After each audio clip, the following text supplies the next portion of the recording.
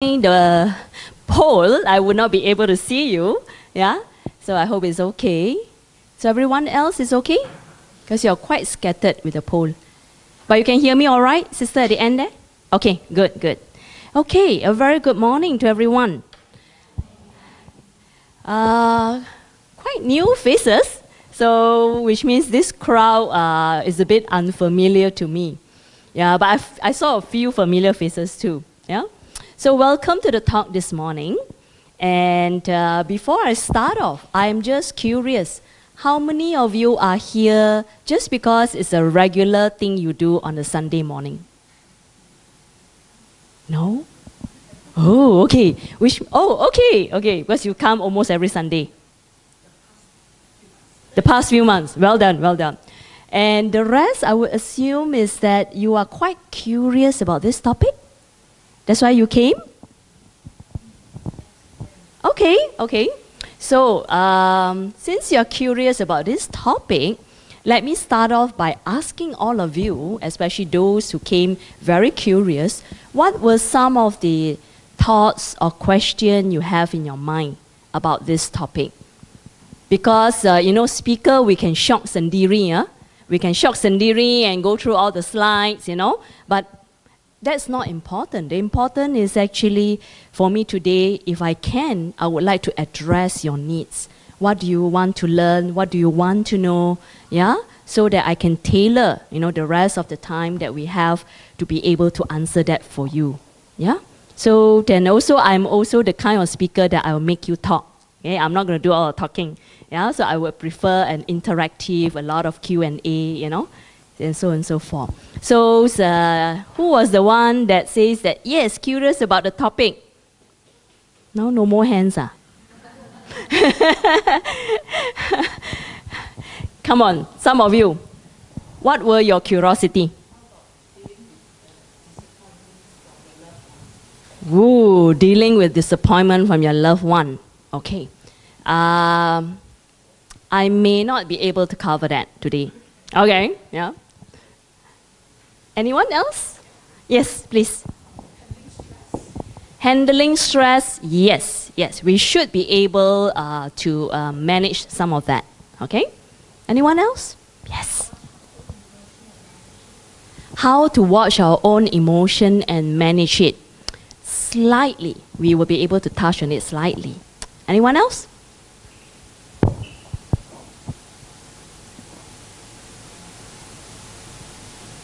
Others are just happy to sit here. Anyone else? What else would you like to learn and take home from today's talk? Yes?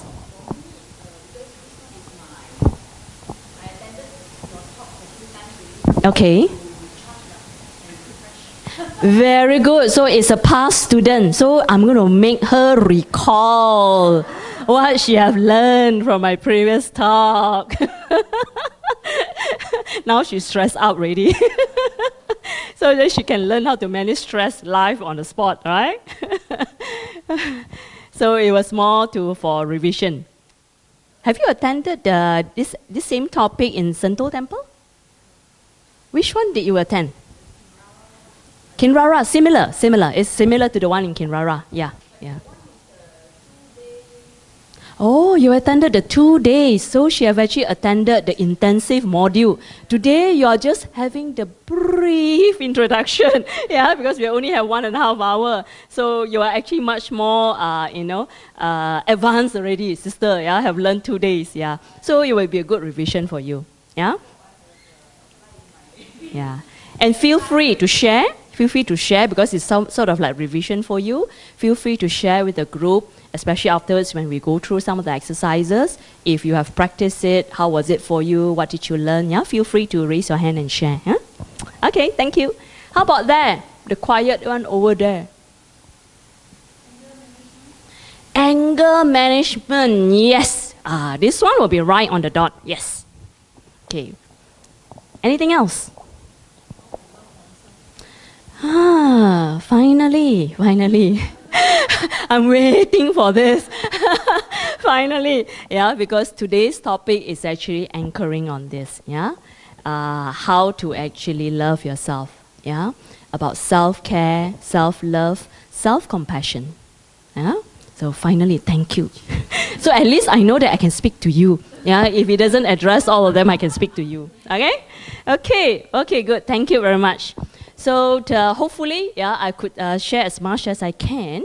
So let me just, wait, is this on? Okay. This was the introduction, and I think brother, our MC, have actually introduced this, so good, that one is done. Okay. Okay, my first question to the floor today is that, how do you treat a friend? How do you treat your friend? Be nice to them, thank you. Meet them often. Provide support. Sincere. What else? How do you treat your friend? Love them, okay. That's quite huge, yeah? The word itself, huh? What else? How do you treat your friend? Show interest in their well-being, okay. Wow, remember their birthday. My birthday is coming. Yeah, what else?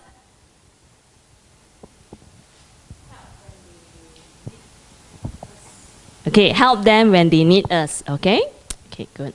So, very, very good answer. So, and I always love this piece. I'm sure a lot of us have seen this piece, Winnie the Pooh, right? Winnie the Pooh says that good friends are like stars. You don't always have to see them, right? But you know that they are always there, yeah? So that's the beautiful part about friendship, yeah? So I would like us to do an exercise, and in fact, it is a good extension from what we have done just now, the metta or loving kindness meditation. And this is in a very different style. And this exercise was designed by Dr. Christine Neff, a psychologist who has actually done a lot of work in the area of self-compassion. Yeah? Let me just get everyone to do this exercise together, and then I'll get the question or feedback from all of you. Yeah? A lot of my talk is that I will use experiential exercise and I will elicit it from you rather than I'm teaching it on the slide. Yeah? That's a much more better way so that you can actually experience it, and you can also take home the exercise to practice. Okay? So for this exercise, wow, I saw some diligent student with the pen and the notes. Those are the diligent students. Put down whatever you have in your hand. Yeah? Your books, your mobile phone, your pen, your notebook, just put it down. I want you to sit comfortably. Sit as comfortable as you can. This chair is a bit high up. I want to sit too.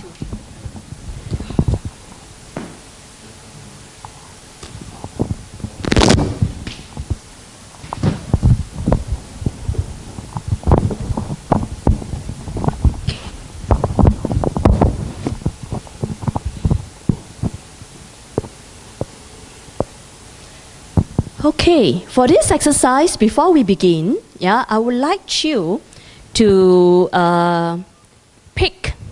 choose, yeah, one person that you would like to invite to this exercise.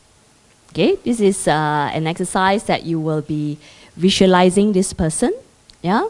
And for those who say that, oh, I can't visualize, don't worry. All of us have different tendencies. Some of us are very good at visualizing. Even though you close your eyes, you can actually visualize, yeah, this person right in front of you. But for some, you can't visualize it. Then it's okay too. Just feel that you're sitting with this person. Yeah, that is also okay to do that. Just feel that this person is sitting next to you. Yeah, if you can't visualize the person. Okay, but the criteria I have for you to choose or pick this person is as such. Yeah. Not your spouse, not your children. Yeah? Let it be somebody that you care about a lot, you respect a lot.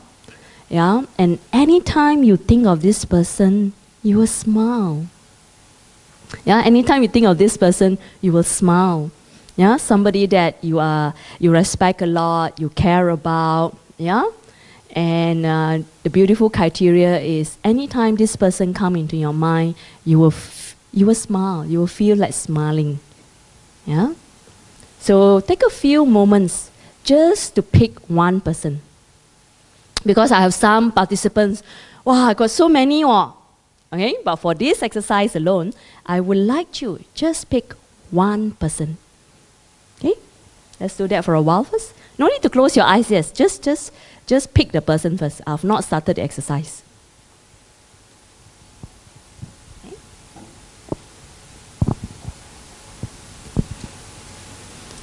Everyone got a selection already?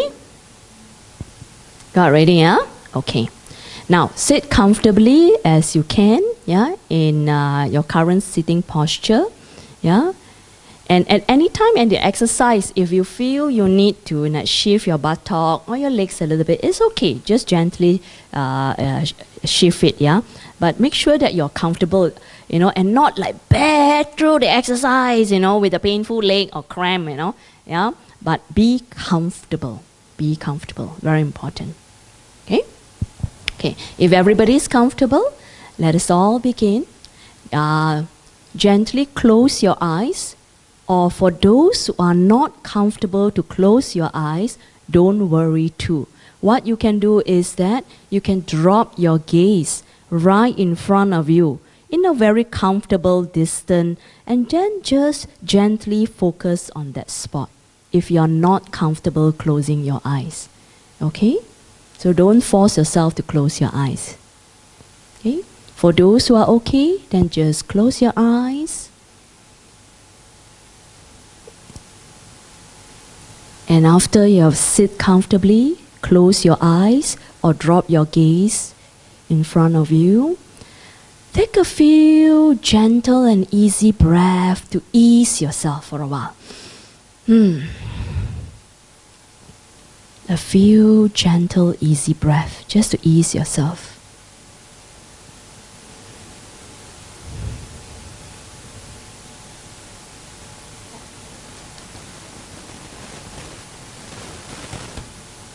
Now, very gently, I would like you to invite this special guest that you have chosen just now into this exercise. You can either visualize him or her in front of you, sitting next to you, or if you can't visualize, just sense, just feel that this person is with you right now.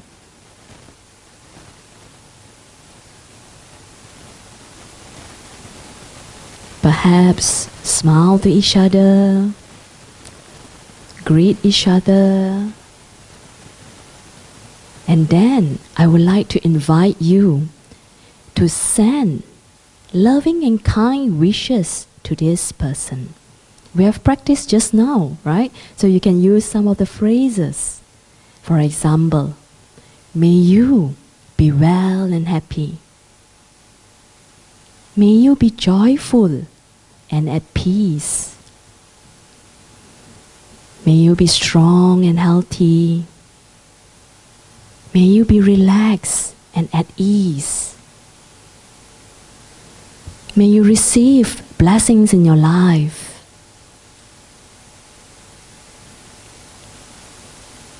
May you find meaning in your life. Continue with your own loving and kind wishes that you would like to send this person, and just continue to send it to this person on your own.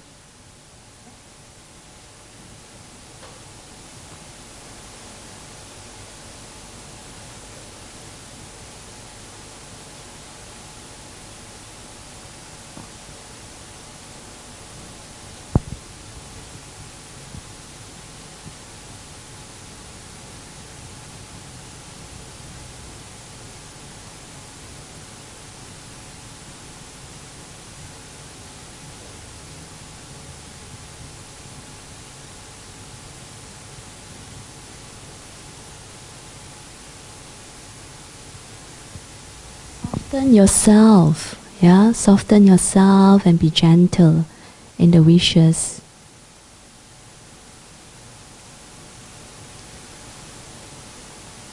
Just as though that both of you are enjoying time together with each other, and you're sending these wishes to this person repeatedly.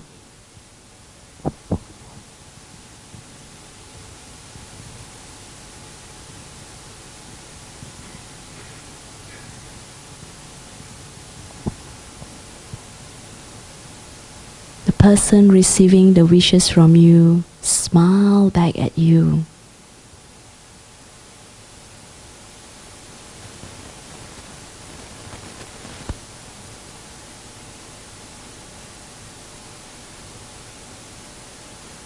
As you see the person smile, your wishes continue to flow to this person.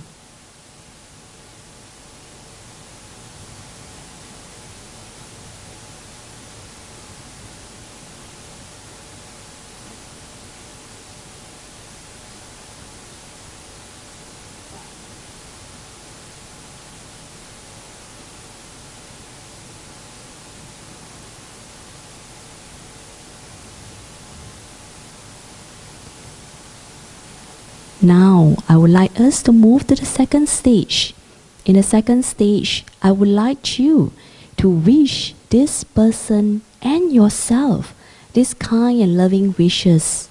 For example, may you and I be well and happy. May you and I be relaxed and at ease. May you and I be joyful and at peace. May you and I be strong and healthy. May you and I receive blessings in our life. May you and I continue to be good friends. May you and I be comfortable in whatever we do. Just continue with your own loving and kind wishes in this manner. May you and I, may you and I. Both of you sharing these loving and kind wishes together.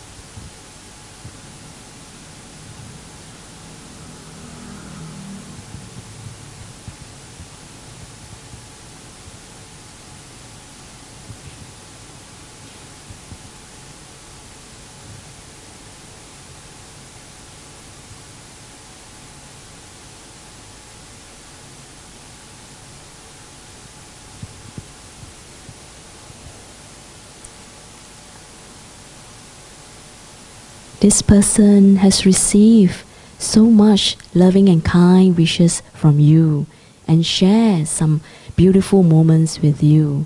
But this person got to bid goodbye. This person got to go and do something else and bidding you goodbye. So as you bid goodbye to this person, smile, wave, or whatever you like to do to this person. And the person has gone off. But for the third stage now, you're still here sitting. And I would like to invite you to send loving and kind wishes to yourself. May I be comfortable and at ease.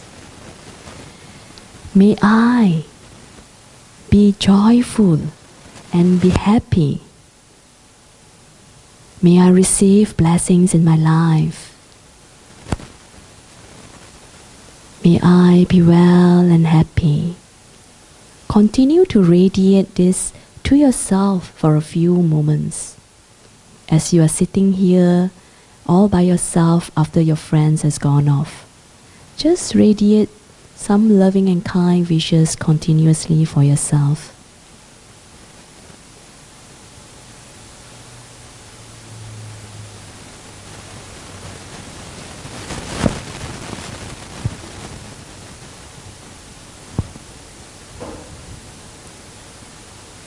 Receive these loving and kind wishes in your heart. Send a smile to your own heart. This beautiful and loving wishes is for yourself.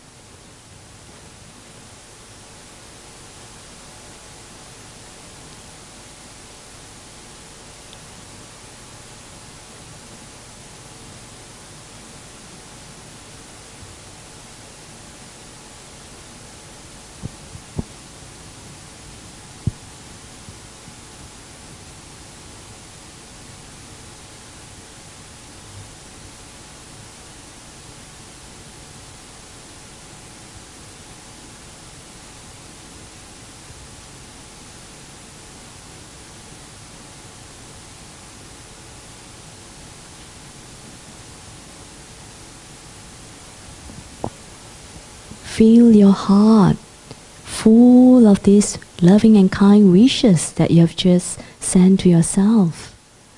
Your heart beams beautifully like a sun shining brightly.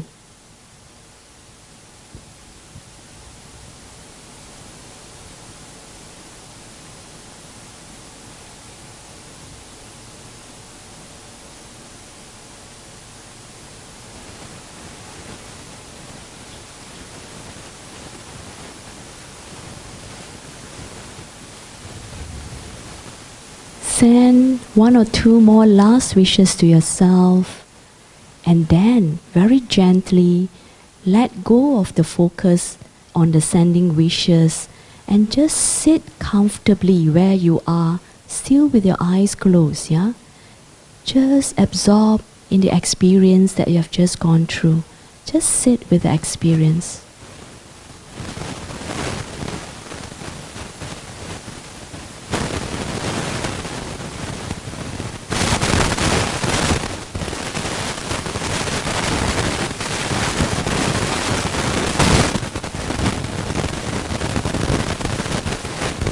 And only when you're ready, yeah, to come out from the exercise, then you gently open your eyes, very gently, only when you're ready.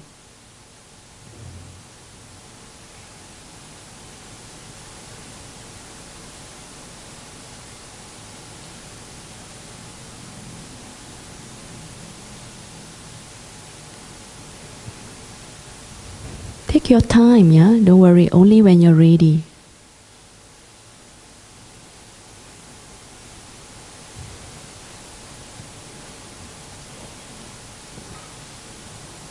Yeah, of course, after you open up your eyes, you can stretch a little bit, yes. Yeah, because you have just sat about almost 10 minutes, yeah?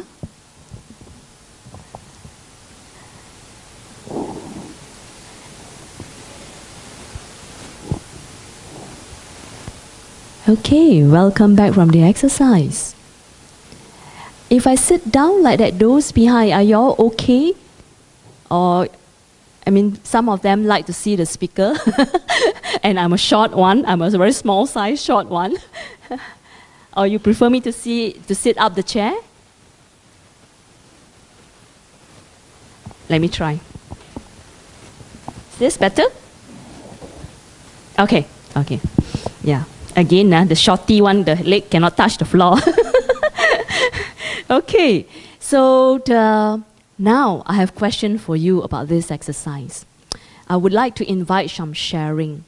What did you notice or what did you feel as you were doing this exercise? And in this exercise, if you notice, there are 3 stages.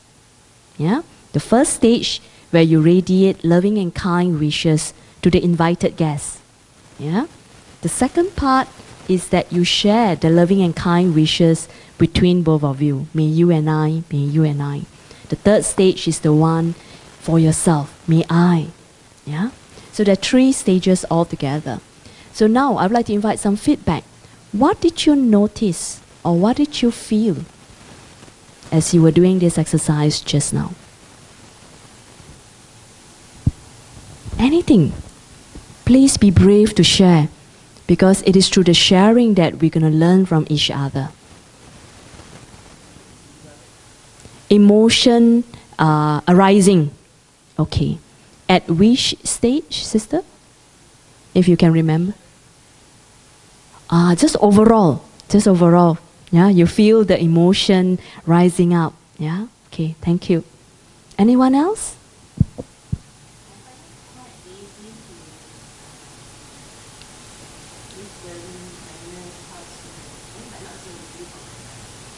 So the stage 1 was easy. May you be well and happy, that one was easy. The third one, may I be well and happy, that one is a bit harder. How about the part 2, the stage 2? May you and I one.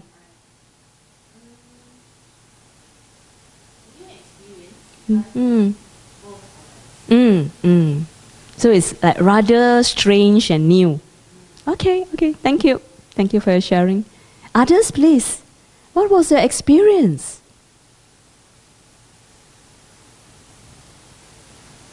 I'm not moving a slide until you talk. Come, I don't want to flash you the answer. I want the answer to come from you. Yeah? How was the experience for you? Yes, sister.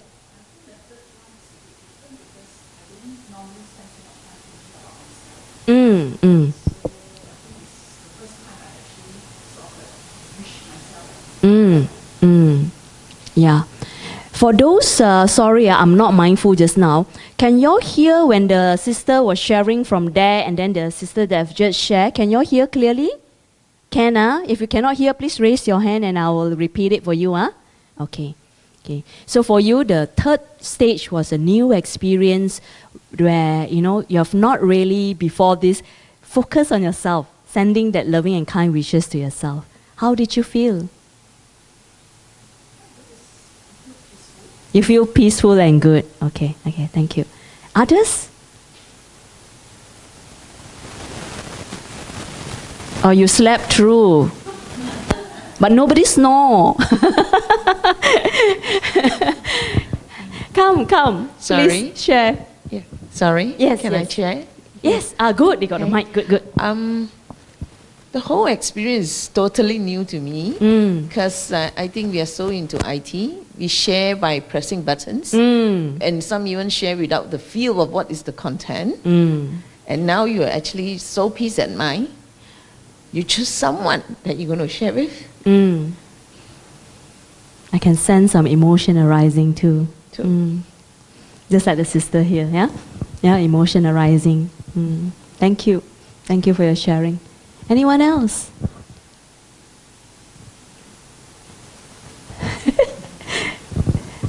The man has not spoken. I only heard from the ladies. Come on. Any of the brothers would like to represent the brothers to share their experience. How was it for you?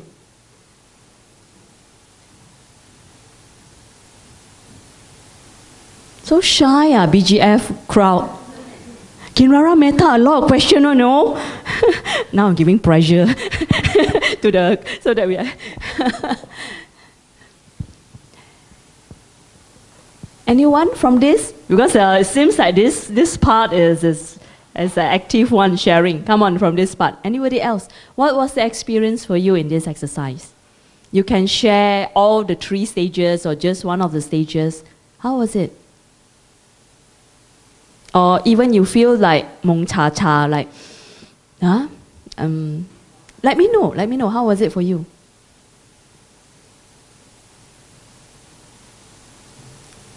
Still so shy, Anyone else? I'm going last round because this group very good, This group, a lot spoke up. That side. Comfortable and relaxed. Yeah. It's okay, just a minor distraction.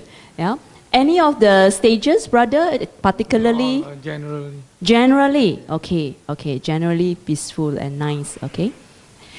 Can I ask, maybe it's easier I ask and then you raise your hand, right? Yeah? Okay. For stage 1, for those who feel that it was okay, easy to do, radiate the loving and kind wishes to the friend, stage 1. It was easy to do. Okay. Stage 2, the you and I. For those find that it's still easy to do. Okay. Stage 3, those who find easy to do. Fewer. Yeah. Let me go to the statistic. Yeah. This exercise, like I said, is designed by Dr. Christine Neff, and she has been a very instrumental psychologist in doing research in the area of self-compassion. So I felt that this exercise is so beautiful, especially if I compare with our traditional metta meditation. By the way, Dr. Christine Neff is a meditator and a Buddhist. Yeah.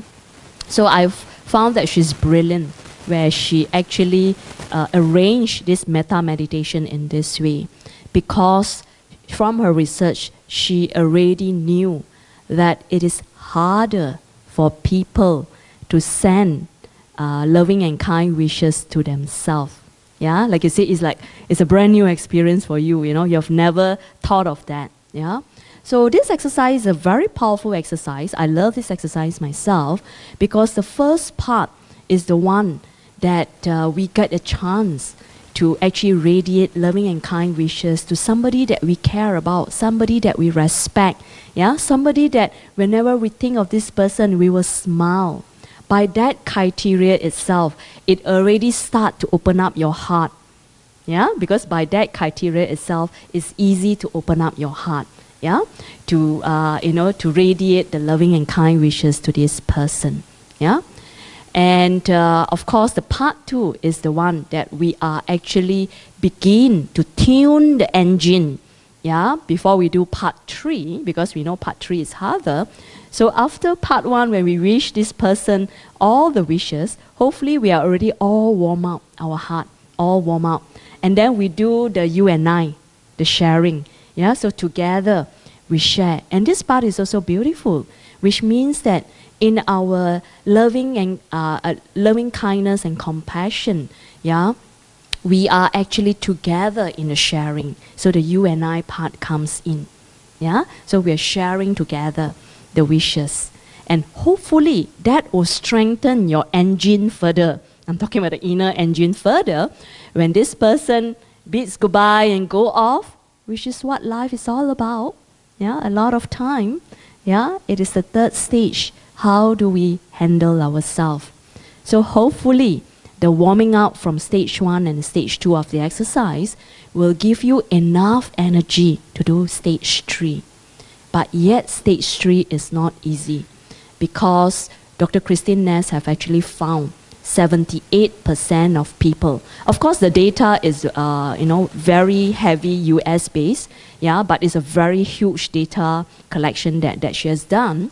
She found that 78% of people actually, yeah, will be very loving and compassionate to other people.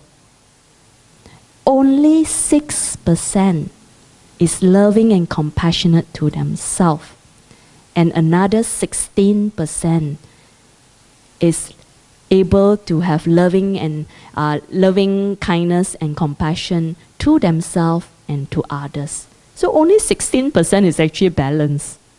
Yeah, 78% not balanced, and the other 6% is also not very balanced. If you are too much of self-focus, yeah, you will also forget about the interconnectedness of others. Yeah. So technically, actually, a lot of us, yeah, forget to care for ourselves. 78% of us. So if I look at this room, 78%, yeah, it's a huge, huge number. Yeah, and that's how she actually developed this, And of course, today, I'm sharing a lot of her work, which is called mindful self-compassion. Yeah, through her years of work, research, and not only research, she's not only a researcher. Dr. Christine Neff herself has gone through a lot. Yeah, she has gone through a very bad first marriage. Second marriage was good, but they couldn't get a child for a long, long time. Finally, when they get a child, the boy is highly autistic. Yeah, And in fact, she was scolded by the pediatrician because when she brought her child to see the pediatrician, it was a late diagnosis. She blamed herself. I'm a psychologist. How come I didn't know? Yeah, my own child is autistic. Yeah, so it was her own journey of going through this strong denial. Yeah, about her child's condition, and her journey of fighting the diagnosis, refusing to accept the diagnosis. Yeah, and of course, till how she has finally managed to accept the child's condition, and how the child has also taught her a lot of things. Yeah, therefore, one of the beautiful parts she have discovered is that, you know, for herself, yeah, when she was doing a lot of things, learning a lot of behavioral techniques on how to manage her child, somehow or other, you know, being taught by all the behavioral therapists, pediatrician and everything, you know, it doesn't work. The child's condition will get worse and worse. Yeah, but when she is able to be more calm herself, when she takes time to rest, to take care of herself, her child naturally calms down more than his usual reactivity. Yeah, because autistic child, yeah, some of the difficult behavior is very hyperactive. Yeah, and sometimes they can be also, you know, have a lot of peculiar behavior that they may hurt themselves and so on and so forth. So it's very difficult to manage. But mommy found out that, you know, when she is more calm herself, yeah, the child calms down too. Yeah, and I'm giving the long journey story in a short version. Yeah, but of course, it's her journey of struggling with this that finally, yeah, she designed this program called Mindful Self-Compassion. Okay, and stresses a lot on why we need to go back and look into self-compassion. Okay, so that's a little bit background of that. Yeah, so I hope this. I would like to go into the slides, but for this beautiful exercise, yeah, feel free to go back and practice. And if you would like to actually find the script or the audio guide by Dr. Christine Neff, yeah, you can actually go to the. We don't have a softboard, yeah, am I? Okay. You can actually go to a website for Center for Mindful Self-Compassion. And in fact, inside there are many more informations, articles, and a lot more exercises that you can actually download. Yeah? Or I'm not sure whether I could actually just send this exercise to Brother Bobby and he can forward it to you. I'm not sure. Can, huh? Can. Okay. Yeah, so you can actually practice initially with the audio. And also they have the script, there's the part 1, part 2, part 3 for you to follow. But it's pretty easy, right? Now that you understand the mechanism that I've actually explained to you, the 3 part of the practice. Yeah? Start with picking, like I say, the person that you respect, you care about. Yeah?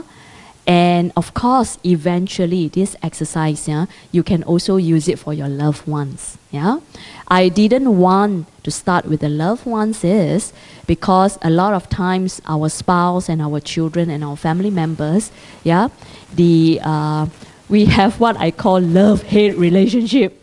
Yeah, we love them so much. Sometimes we geram until cannot tahan, right? And that can be quite a complicated emotion.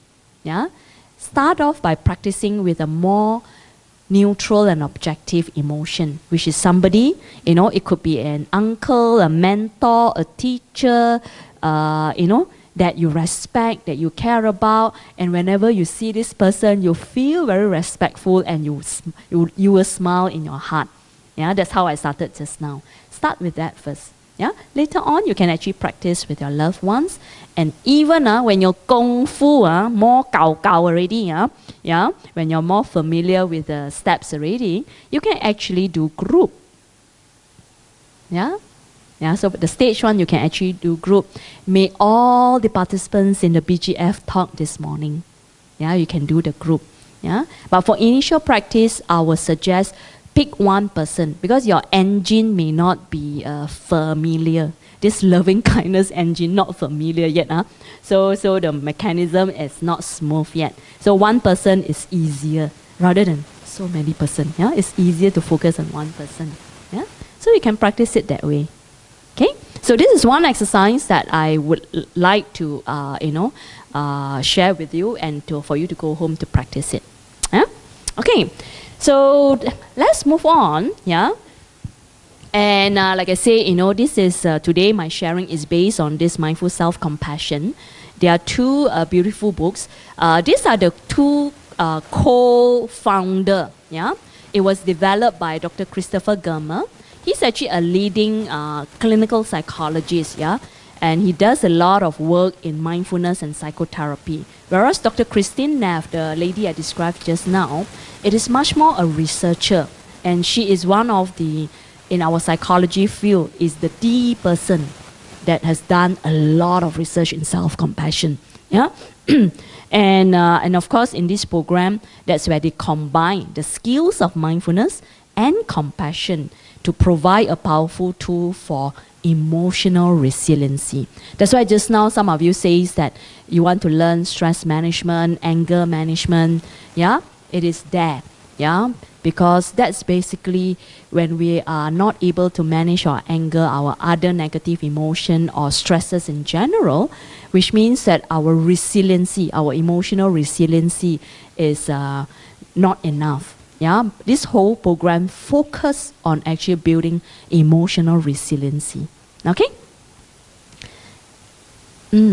Okay. So anyway, just for you to have a glance, the whole course, by the way, is a very extensive course.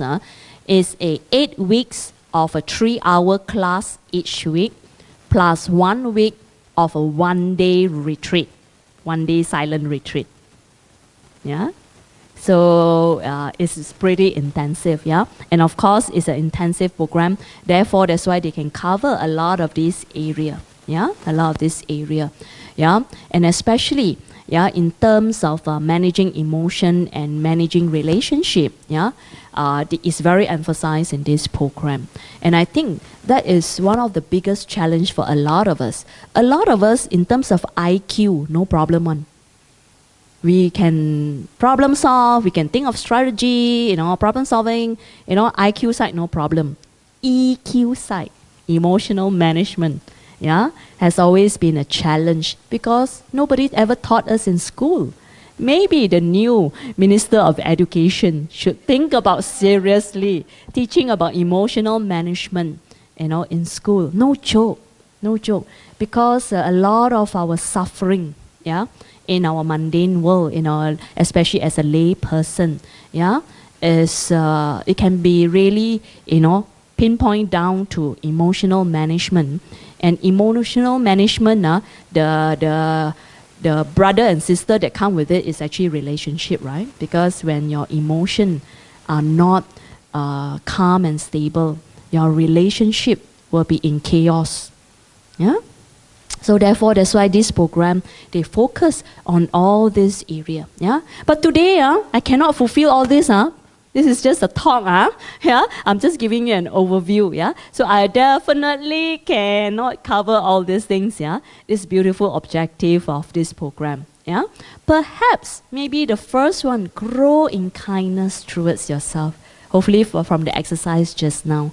Yeah, the one that we did, you can begin to start to grow the kindness in yourself. Later on, I'm going to teach you another 2 exercises that will focus on this number 1 bullet. Yeah, grow in kindness towards yourself.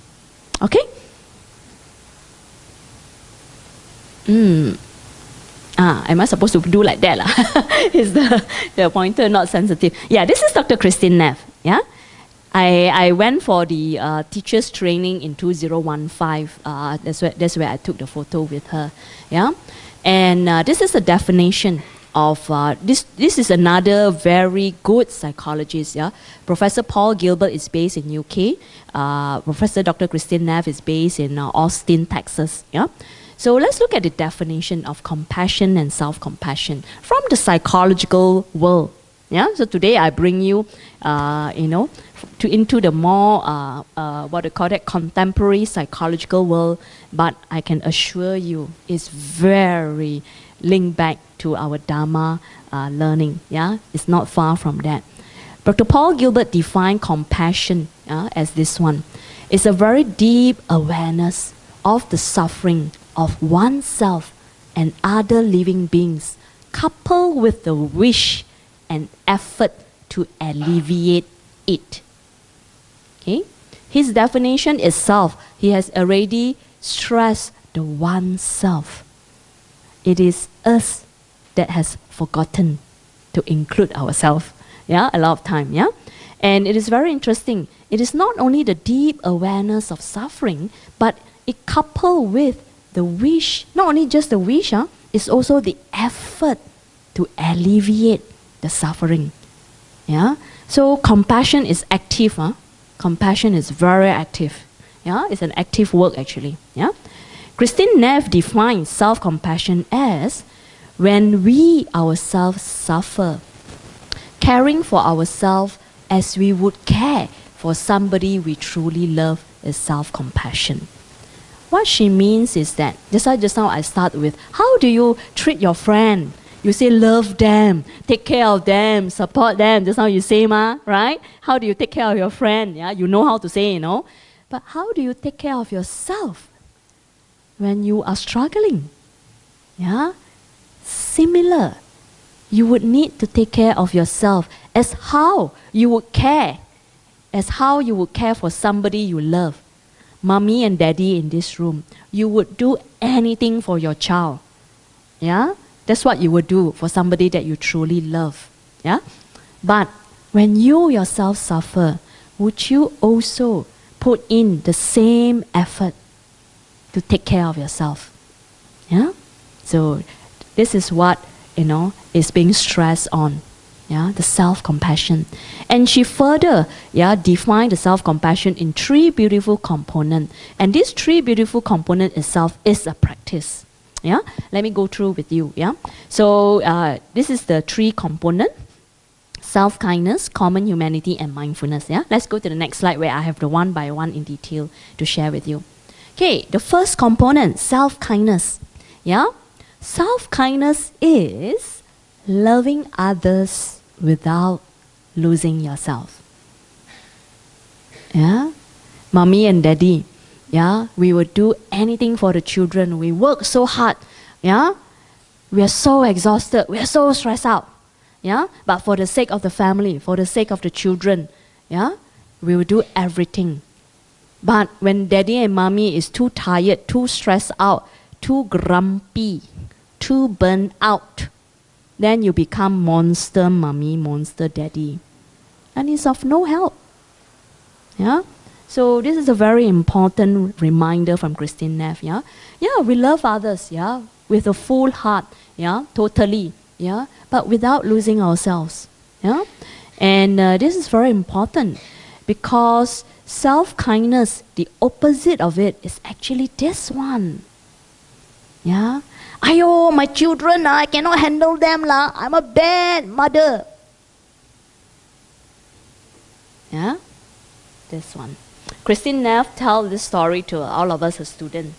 Yeah, it's a very interesting story. When her boy was getting older, start to go to school, yeah, she remembers so well one morning. She was driving him to school, and then they were singing along with the song on the radio and singing away. And after the song finished, Mommy, Christine Neff, suddenly spontaneously say, "Gosh, I'm such a bad singer."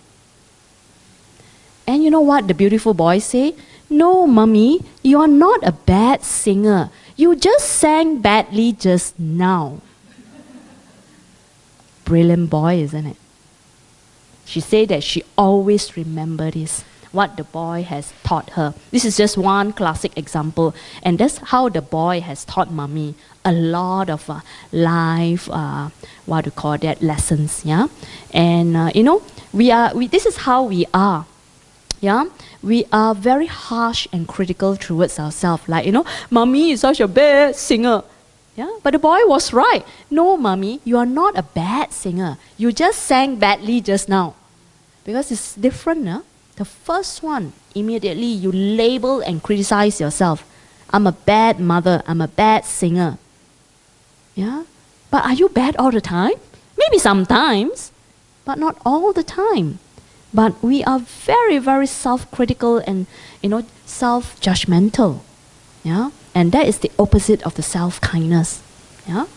And with self-compassion, yeah, this is where hopefully we will remember to treat ourselves with kindness, care, understanding, and support as we would treat a friend. Yeah? Most people treat themselves more harshly, saying cruel words to themselves that they will never say to their friends. Am I right? With our friends, we are very good at consoling, our friend, saying good words to calm down our friend. Yeah? But when we ourselves kalang kabut or make mistake, you know what we do? Stupid me. Innerly, I'm dramatizing it out for you, but innerly a lot of time we are doing this stupid me. Yeah? Why did I do that? Ayya! Yeah? So we do that now. So first component of self-compassion, that the practice of self-kindness. And this is very important again because the 78% of us, this part is so strong. Yeah, the self-criticalness, self-judgment is very strong. Yeah, and this part, it is not helpful. In fact, it will make situation worse. Yeah, mommy already stressed out, already tired. Yeah, but if mommy is still very critical of herself, no, I must do this. No, I must finish that. Then you are so tired and so burnt out. At the end, you will collapse. Yeah. So you see how the opposite, will actually drive to a lot of problem and suffering. Okay? So this is the first component. Second component, sorry, too fast. Okay. Second component, she call it common humanity. Yeah? And this is the two beautiful quote from the two teachers, Christine and Chris Germer. Christine says that we will encounter frustrations. Losses will occur. You will make mistakes. Bump up against your limitation, fall short of your ideals. This is a common condition, a reality shared by all of us. That's what she meant by common humanity. Christopher Germer says this, no matter how kind and wise we are, bad things will happen in our life. Difficult problem will occur. No matter how good we are, our heart will be broken in this life. Yeah? Isn't that beautiful? These two quotes from the two teachers. And literally what it meant is that, a lot of times when badness happen, when negativity happen, a lot of times we can fall into that self-isolation, self-blame, self-critical. But we forgot that it is actually a reality shared by all of us. Yeah? And, that's why the opposite of common humanity is the isolation.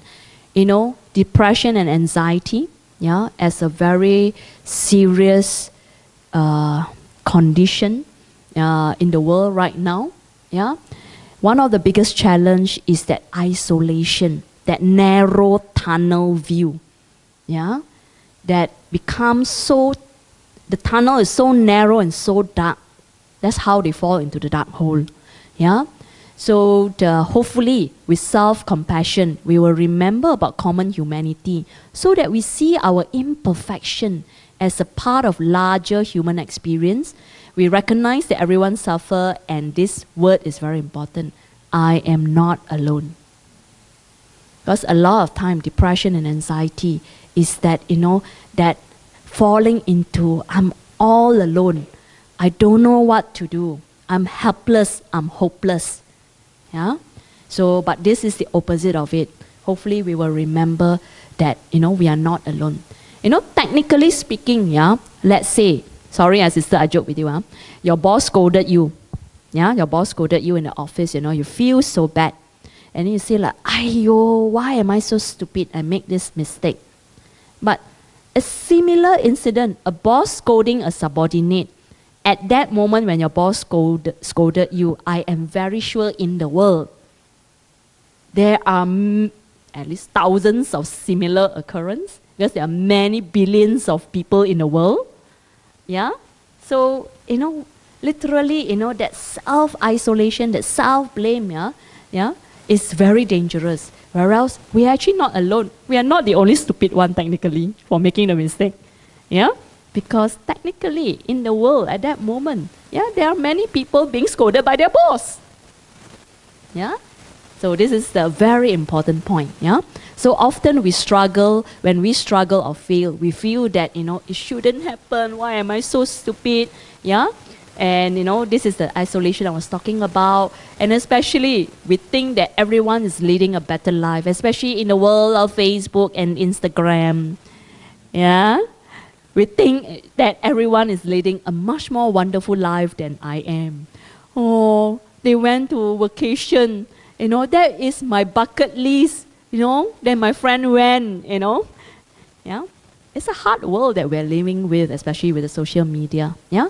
But this is the sense of feeling, not blaming the social media, but even without the social media, this is happening. We always feel that this shouldn't happen to us. Whereas whatever that's happening to us, the badness, the difficultness, the negativeness, it is actually common humanity.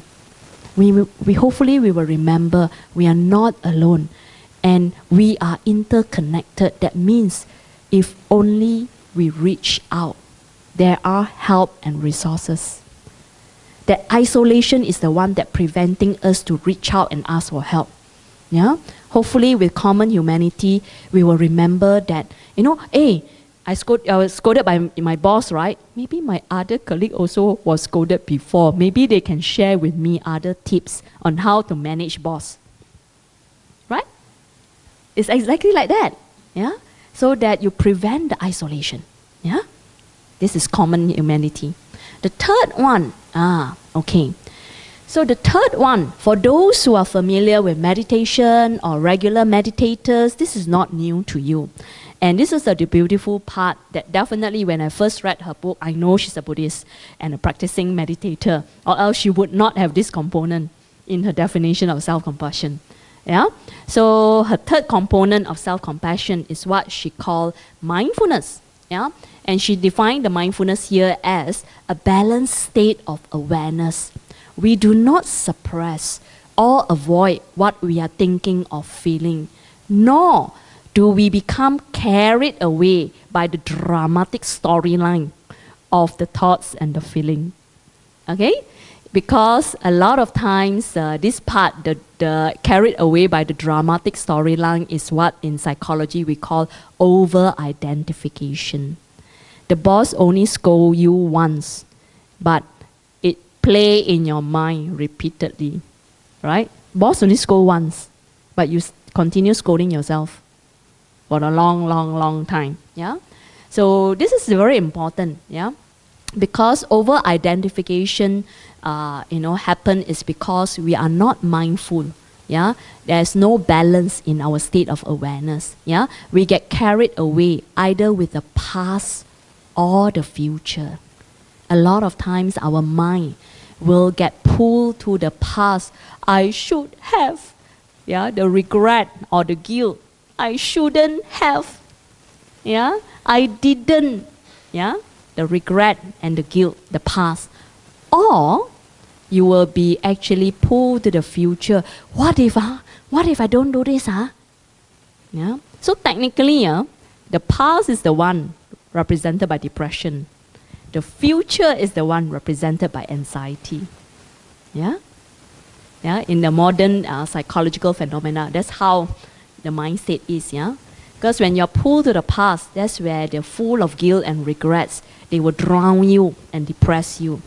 When you're so anxious and feel all the future has not occurred, but you're already there, predicting, catastrophizing. Yeah? Your mind catastrophize what is going to happen in the future. Yeah? And definitely that create a lot of fear and anxiety. Yeah? So neither way is imbalanced, but it is coming back to the present moment. That's what the mindfulness practice is all about. Yeah, able to pay attention to the present moment in a balanced awareness. Yeah?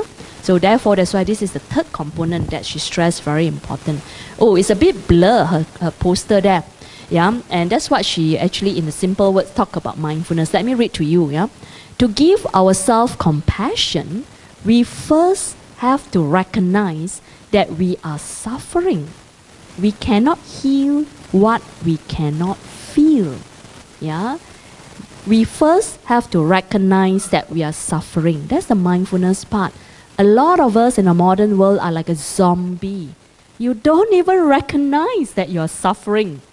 Yeah? You don't recognize that you're stressed out until you collapse. Yeah? So that recognition or that awareness, whatever words you want to use to define it, that's the mindfulness piece. Are you aware what's happening now at the present moment? Yeah? So the mindfulness is very important because it's the foundation to self-compassion. Because if you blur like a zombie, you don't even know you're suffering, how can you give that kindness to yourself? Yeah? How can you give that compassion to yourself? How do you send loving and kind wishes to yourself if you don't even know that you need it, that you are so stressed out? Yeah? So mindfulness piece is very important. Yeah? We need to notice and turn towards our suffering before we can respond with kindness. Yeah?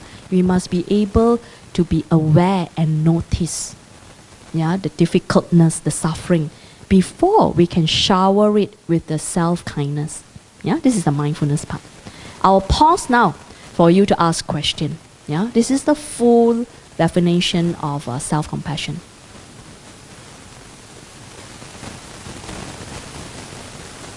Teacher will assume two things. No question means the student perfectly understood, or the student. So please ask question so that I know where you are. Yes, sister. Who's holding the mic? Or you just speak out loud. Yeah.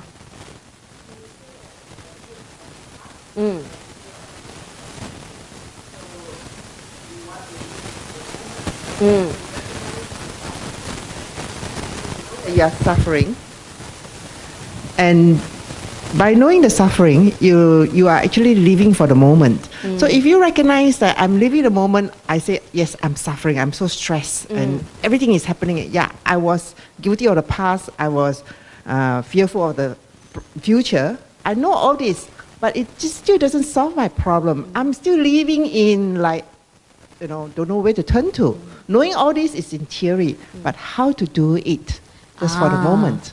That's why this is what I'm talking today is half of module 1. Yeah? Yeah, usually by module 3 or 4, and especially managing emotion is module 5. Yeah? So this is where, of course, today I'm talking about a bit theoretical, yeah, because this is introduction overview. We will need to learn the skills on how to manage, like you say, the present suffering. But a lot of people don't even know that they're suffering, you know, that's the problem, yeah? But if we do have that mindfulness, it's good, it's a very good start to know that, shit, I'm here, okay? To recognize that, a lot of people can't even recognize that, yeah? So, but you're right, sister. Once you are able to recognize that, of course, you need the other skills on how to manage, yeah, especially the thought and emotion that is arising at the present moment, reacting with the negativity or reacting with the stresses, yeah. So definitely there are skills, and I think the 2 exercises I'm going to do afterwards is part of the simple skill that you can already practice to address that. Yeah, just be patient a little bit more. Yeah, we will be able to cover that. Good question. Yeah. Others? Any question about these 3 components? Is everyone clear about this self-compassion? Yeah. I hope the 3 components give you a good picture of it. Yeah. Okay. Oh, it looks like I have to do like that. Okay, this is in another nutshell. Yeah, all the poster I took from the Facebook is not clear. I'm sorry, I'll read for you. So this is in a nutshell, again, the summary of what is self-compassion. Yeah, mindfulness. Yeah, self-compassion involves recognizing when we are stressed or struggling without being judgmental or overreacting. That's a very important part. Yeah, we recognize that we're suffering, but this is where the mindfulness comes in. The mindfulness is coming in if you can prevent yourself jumping into the storyline. A lot of times, what happens in our thought processes is that we would jump into the storyline very quickly. And in fact, like I say, we amplify the storyline ourselves. Like an example with the sister just now, the boss scolded you once. But maybe the boss only scolded in one statement. But after you walk back to your workstation, the scolding become 5 statements. Right? You know yourself, huh?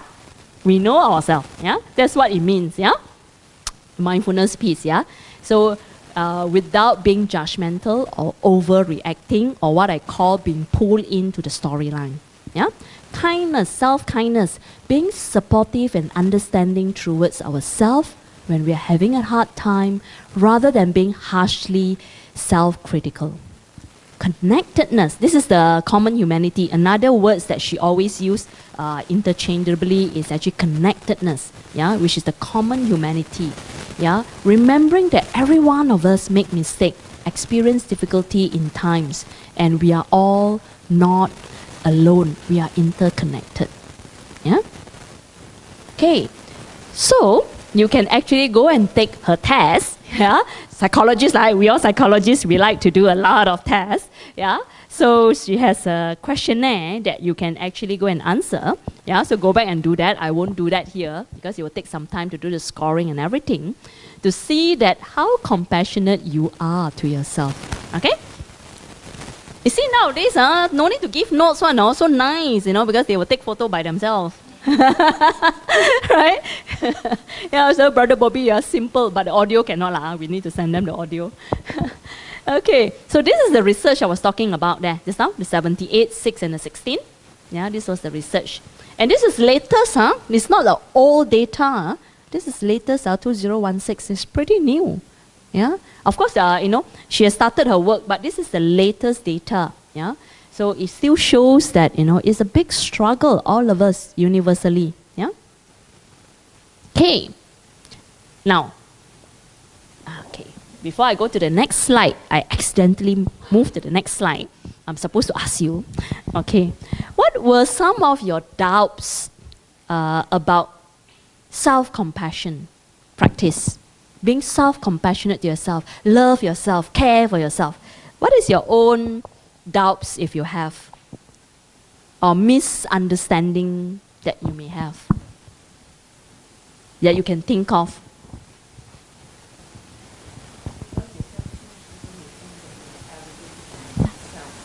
Yes, very good, sister. Thank you. I repeat so that everyone here.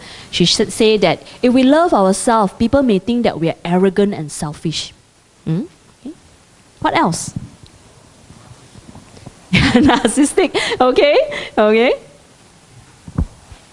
Others? If you love yourself too much,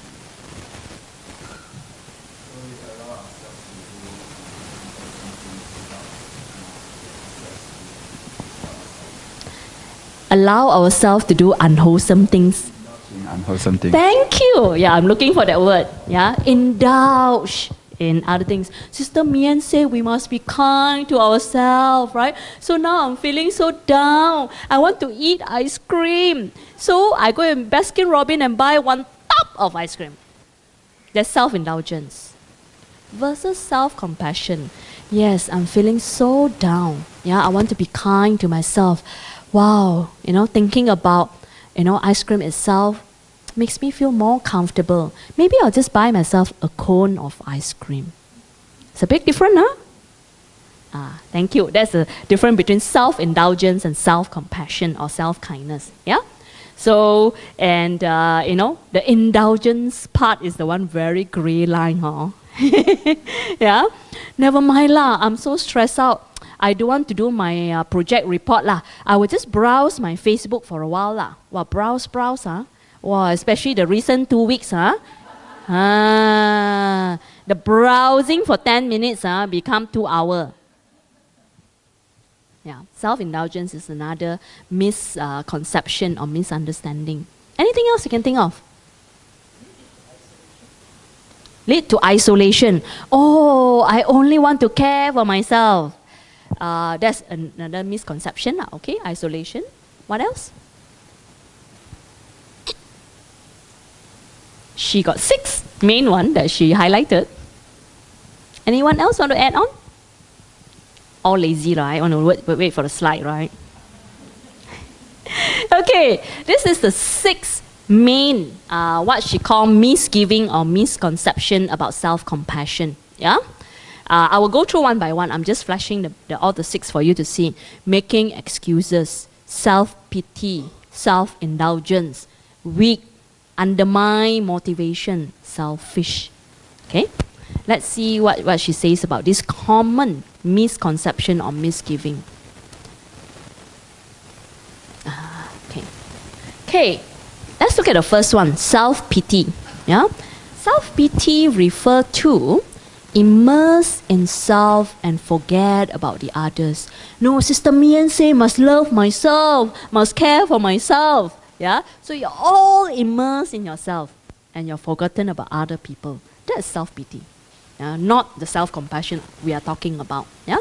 Self-compassion is remember that everyone suffer, the common humanity part, and does not exaggerate the suffering further. That's the mindfulness part. That means you do not amplify the storyline. Yeah? Because self-pity is actually amplifying the storyline. You know? Poor me, my boss scolded me. I only made a small mistake and he scolded me in front of the rest of the manager. Self-pity. Yeah? Versus self-compassion. You know, it's like, gosh, that was horrible being scolded by boss. Yeah? But it's okay, it's okay. Yeah, I think I'm not alone being scolded by my boss like that. Yeah? I'm going to be more mindful about what's happening, my own emotion or reaction due to this scolding by my boss. I've just done that, common humanity and mindfulness. Yeah? See or not? That's the difference. Okay? Selfish. Yeah? Care for self, disregard others. Yeah? Literally, the definition for selfish is care for self, disregard others. But self-compassion is not selfishness. Self-compassion, people tend to be more caring and supportive. Remember to include oneself in that circle of compassion towards others. Yeah?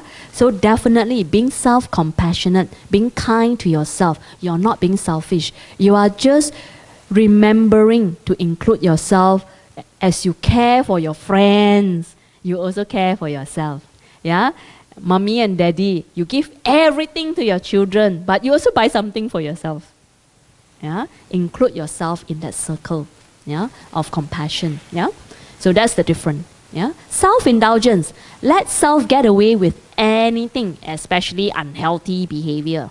Sister Miyen say, I must relax, right? I'm so stressed out. I'm so burnt out. I must relax. So that means I'm going to eat my tub of ice cream and then watch Korean movie for the next 3 days. Self-indulgence, right? Or else, of course, self-compassion is not like that. Because compassion and self-compassion itself, yeah, remember Paul Gilbert definition itself, yeah, being aware, deep awareness of the suffering, coupled with the wish to alleviate the suffering, yeah, coupled with the wish and effort to alleviate that suffering.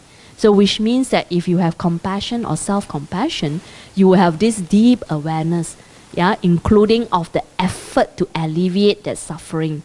So which means that you would want to have long-term benefit, to be well, to be healthy. You will not hurt yourself. Eating many tubs of ice cream and watching Korean movie is hurting yourself. Physically. Right?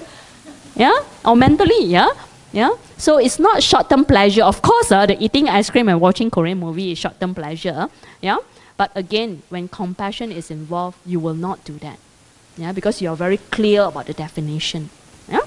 So self-compassion people will engage in healthier behavior, not self-indulgence. People who practice self-compassion, they'll be very aware. Yeah? Okay. The other 3, people say self-compassion is weak. you know, you are so softy, so lovey. You know, we talk about loving kindness. You know, people who don't understand about metta, you know, will say that we are softy, lovey. So we are very weak. You're not firm enough. Yeah, you're not stern enough. Yeah, you're very weak. But again, it is not true. Her research have actually shown self-compassion is actually a strength. Yeah, if you actually practice self-compassion, it is actually a strength that offers resilience when we are facing difficulty. Yeah, people, self-compassion people are better at coping with tough situation. Research have actually shown in trauma situation, or one of the biggest life difficulties now is divorce. Yeah, in terms of relationship. Yeah. People who actually practice self-compassion can cope better in tough situations because they will not fall into self-pity, they will not fall into self-indulgence, yeah, but instead they will take steps to take good care of themselves. That is self-kindness. They will take steps to reach out for help. Remember common humanity. There are help and resources out there. Reach out for help. They will practice mindfulness to be aware as much as possible of the present moment and not being pulled away to the past, yeah, falling into regrets or guilt, or being pulled into the future, full with fear and anxiety and catastrophizing thoughts. Yeah? So self-compassionate people are actually very strong. They are not weak at all. Yeah? And some people say that self-compassion is a form of making excuses. Yeah, you know, you are just making excuses to take on more tasks. Yeah, especially self-compassion people will be able to weigh. You know, if I'm being pushed to do this thing, this project, how would that affect my stress level? And the self-compassion people will be quite assertive and, you know, say no. Being able to say no, that's another our problem. Don't know how to say no or cannot say no. Then end up overwhelmed. Yeah, but if you are self-compassionate, you'll be able to be very clear. Because when you're compassionate to yourself, yeah, you have the practice that, you know, you admit your mistake, you admit your shortcoming, yeah, and you know, you will take greater responsibility for yourself and for others, and you will apologize for your limitation. You will apologize for your limitation rather than cannot already still see want to do die also want to do yeah. But here, because we know, yeah, we care for ourselves. Yeah, if we don't take good care of our health, we're gonna fall. Therefore, this personal responsibility is very good practice for us. And we are able to admit our limitation or our mistake. We will apologize for it. We have no problem apologizing for it. Yeah? Rather than the opposite of it is what? The ego. They all ask me to do, so I do lor. BGF asked me to be the leader of this project coming up. I dare not say no to Datuk ma. So I do lor. Yeah, but then you know you cannot cope. You're stressing yourself out. You see the opposite or not? Huh? Okay. The last one, people say that self-compassion will undermine motivation. You're so softy, you're not tough, you're not striving. Yeah? So you don't have motivation to do your things. Yeah? You're so kind and gentle, you know. You see, kind and gentle is being perceived in the modern world as weakness, as no motivation. Yeah? The world today, unfortunately, is focused on a lot of wrong things. Harshness, you know, what they call determination is questionable. Yeah? So on and so forth. Yeah? So most people believe that you have to criticize yourself. That only is a great motivator. You know, parents especially thinking that scolding the children is a good motivator to make them study more. Yeah? They believe that, you know, if you criticize yourself, you know, I'm not good enough, I must work harder, you know, stupid me, you know, I cannot get A for my mathematics, yeah? Will that be an effective motivator? But no, psychologically no, yeah? It actually hurt the person and undermine the person's self-confidence and lead to fear of failure actually, yeah? I can one, kiasu, you know, can one, you know? Yeah. So the self-criticism part is actually not healthy. Yeah. So that's how some of the misconception about self-compassion. Okay. This group very good. Maybe BGF group all very kwai, very, because when I do in a non-Buddhist group, yeah, I have a lot of debate about self-compassion. And usually all these 6 misconceptions will come out yeah. So this is, I want you to understand also the misconception about self-compassion. And it's actually research backup. All the equal, the SC one is actually from her research. She actually have found the many years of research they have found. Yeah. So to dispel the misconception. Okay? Any question about this? What is this? What do I have this? Okay, never mind. This one, the one. Okay. In short, so Sister Miyen has been marketing and selling self-compassion. Yeah. Today, like a sales and marketing person. Yeah. So why do we practice self-compassion? This is again the short, poster that the self-compassion Facebook they have there. Research have actually shown people who are more self-compassionate are happier. Yeah. Practicing self-compassion leads to more happiness, optimism, gratitude, and better relationship with others. Yeah, when you know how to care for yourself, yeah, it's just like, remember the aeroplane? Please put on the oxygen mask to yourself first before attending to those under your care. Because if you put the oxygen mask on your children or your elderly parents with you first, there are 4 of them. By the time you finish number 2, you got no oxygen left, you will collapse. That's the reason why you have to put the oxygen mask to yourself first, so that you can breathe. So that when you can breathe, then you can care for the other people under your care. Yeah? Airlines, that statement, nobody ever pay attention, right? When the air hostess announced, right? But that's self-compassion. Yeah? Please listen to that when you're on the plane the next time. That is precisely what it means. When you are well, the people in your life will have better relationship with you. When you are horrible, monster, burnout, you can imagine the relationship with other people. So this self-care part is essential. Yeah? Putting the oxygen mask to yourself first is very, very critical. Yeah? Second one, less stress. The sister who talked about, she wants to learn about managing stress. There. Self-compassion is a powerful antidote to the self-criticism and the perfectionist thinking that can lead to stress, anxiety, and depression. Yeah? All of us are super perfectionists. Yeah? Either super perfectionists or super lack of confidence towards self. Either way, it's not helpful. Yeah?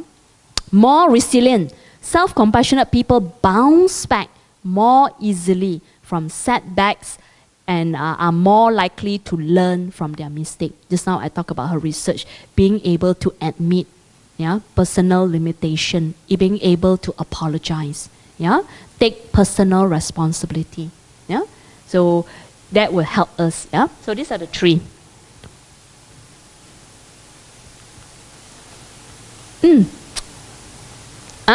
Okay. This is again some of the other research. In case some of you here are, curious about research, or some student in a group. Yeah. So many research. Yeah. But I just wanted to point out that these are the important one. Yeah. Self-compassionate is associated with positive psychological strength, happiness, life satisfaction, optimism, wisdom, curiosity, and exploration, personal initiative, better health, emotional intelligence by many researchers. I just thought I'd put it in a very, it's a separate research, by the way, but I sort of lump it together for our slide today. Yeah. And these are the more specific ones. Self-compassion is the ability to cope effectively with life stressors. Yeah, and these are some of the life stressors research that has been done: academic failure, chronic pain, history of abuse, divorce, and many more. I'm just highlighting some. Yeah, so it actually helps in managing our life, managing our stresses, managing anger or negative emotion. Yeah, so the practice of self-compassion. Okay. The program itself, designed by Dr. Christine Neff and Christopher Germer, the Mindful Self-Compassion Program, the 8 weeks plus the 1-day retreat, yeah, they actually measure it, yeah, and they measure that, people who have attended this program increase in self-compassion, increase in mindfulness, and increase in compassion towards others. So you will not be selfish. You will not be self-pity for sure. Decrease in depression, anxiety, stress, and emotional avoidance. You see, just now the exercise itself, two sisters, I just saw the emotion arising. Yeah, allowing your heart to open up, yeah, acknowledge the emotion, rather than the usual way by many of us is that emotional avoidance. Because we don't know how to manage the emotion, we suppress it down. Yeah, but we know that will not help at all. It will get worse actually. Yeah. So this is very good. Yeah, decrease emotional avoidance, increase social connectedness. You care for yourself and you care for other people, meaning that your relationship will be good. Yeah, your relationship will be good with others. Yeah, social connectedness, life satisfaction and happiness. Yeah, and a very good part about this program is, yeah, a lot of times we attend a workshop or we attend a talk this morning, then we go home, we feel good. Yeah, wow, very nice. The workshop was Sister Miyen, good speaker. Yeah, very nice. We learned about all this. But after 3 days or after 1 day, yeah, will be forgotten already. Whatever I say about self-compassion. Yeah, but this program is very interesting. They actually follow up on the participants even 1 year later. Yeah, all these are maintained, That means the participants who attended that 8 weeks plus 1 day, when they measure them 1 year later, they are still practicing, and all these beautiful things are still there. Yeah, so it shows that it's very effective, the program. That means the learning can actually go in. Yeah, so it's a very beautiful program. Yeah. Okay. So let's do another exercise that is part of the program. Yeah, mommy and daddy in this group. Any young mommy? Or doesn't matter lah. The older mommy also never mind lah. Okay, if you can remember, usually when your child is not feeling well, grumpy, irritated, yeah, what do you do to comfort and soothe your child? What do you do? Hug. Okay, hug. Some more? I'm sure mommy will disagree with daddy giving a sweet. Okay? Other than that, what do you do to soothe and comfort your child?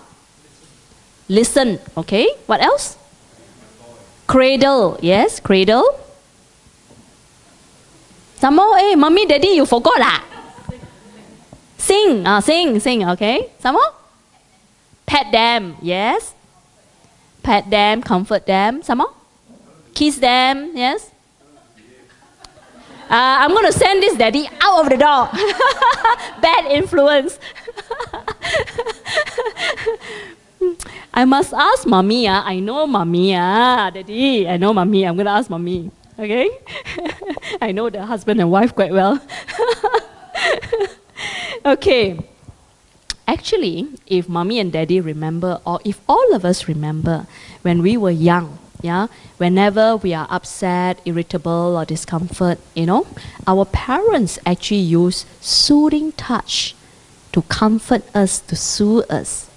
And hug is one of them, kiss is one of them. And this is where, in Mindful Self-Compassion program, if we are able to soothe others, we can also soothe ourselves, isn't it? But we were never thought of doing that, right? Yeah? Very automatically, we'll be able to soothe the child. Yeah? With soothing touch, with a hug, with a pat, with a cradle. Yeah? But can we soothe ourselves that way too? Research have actually shown yes. Yeah? There are 3 what we call triggers to compassion. 3 things that we can do that can trigger compassion, or to elicit, or to enhance, or to develop compassion in us. One of it is actually soothing touch. Okay? Let me bring you through this simple exercise to bring you back to the good old childhood, that simple things can be done to actually comfort and soothe ourselves. No need to go and buy Baskin Robbins 1 tub of ice cream. It's very bloody expensive. Okay? Yeah? And soothing touch is something that is so wonderful because you can do it yourself. Of course, it will be nice if your loved one is around to hug you, to calm down. You say, honey, it's okay, calm down, dear, it's okay, I'm here, I will protect you. Yeah? But when we don't have our friends or our loved one around to support us, we can still support ourselves. Yeah? This is the self-resiliency part that's very important, that we can still do it. So soothing touch is a simple one that we can do. Yeah? So there are a few universal spots in the body that actually will respond well to soothing touch. Yeah, all these are being researched, by the way.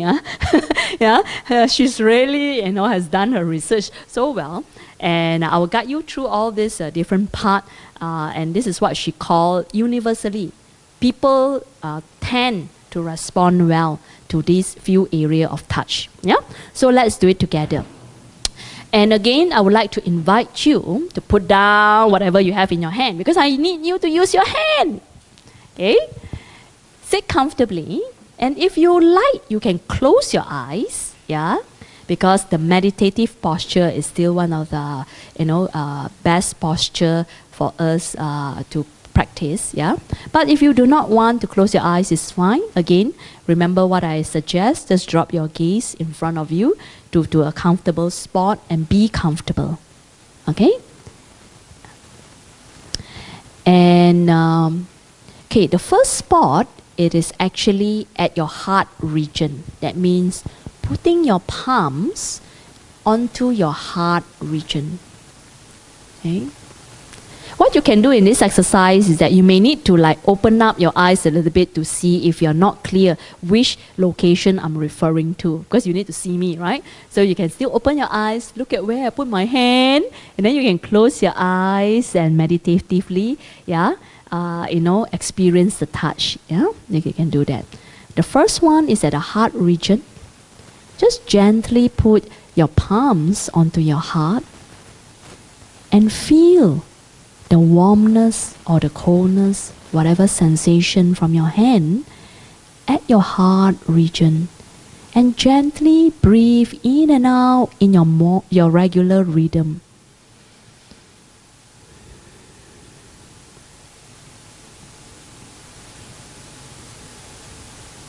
Feel the warmness of your hand warming your heart.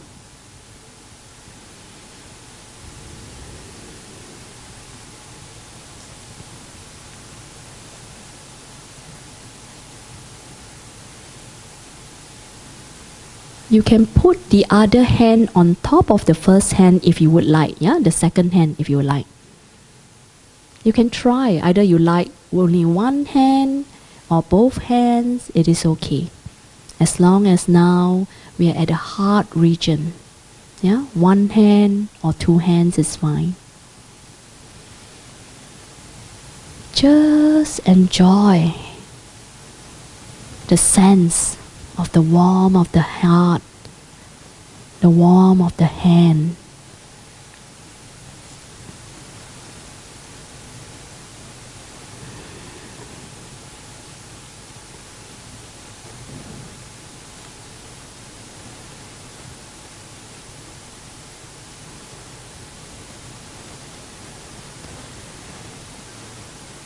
Now after this, you can gently move the hand down to the tummy, all the way to your tummy area.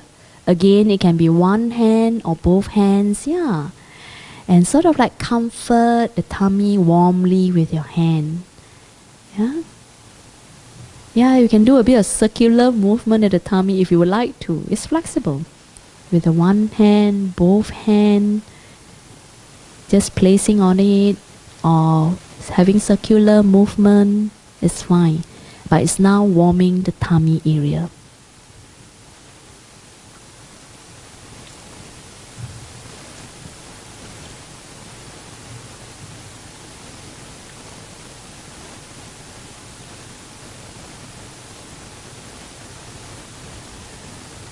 Very good.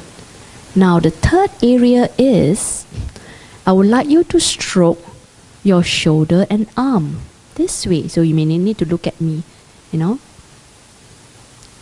Left side, right side as your preference is okay, because I'm holding the mic, so I'm only demonstrating one side. So, but you can actually do the toe side, yeah. Sort of like have a gentle stroke, or a little bit massage if you want to, you know, on the muscles, yeah. But now it is the shoulder and the arms region. Okay, let's do that for a while.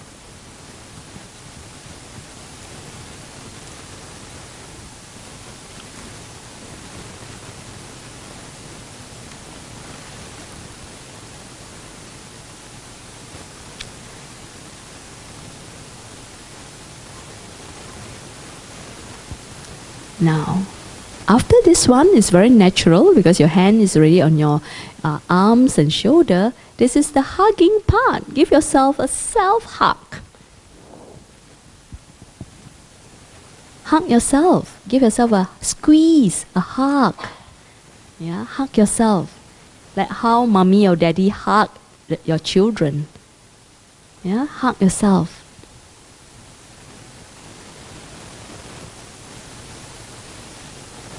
Yeah, squeeze or massage a little bit, yeah, to soften the stressful muscle.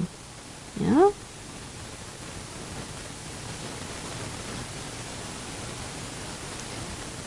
Now, after this, we're going to move to the face region. The face region, we have actually two, again, as your preference.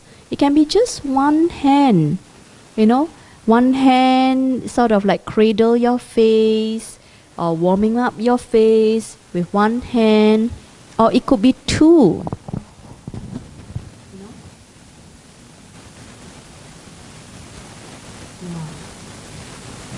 So it could be one hand or two hands as you prefer, yeah?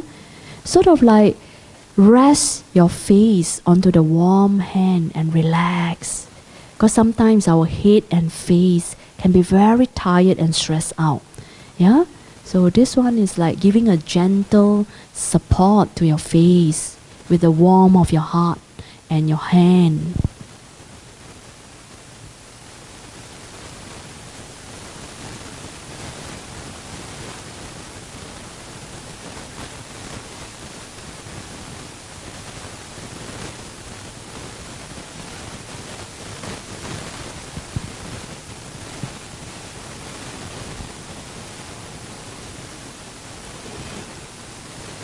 And the last position, it is actually dropping your two hands onto your lap.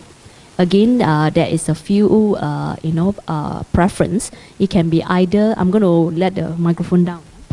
It can be either, one hand on top of another, and sort of like pressing the lap off, the thigh down, sort of like that.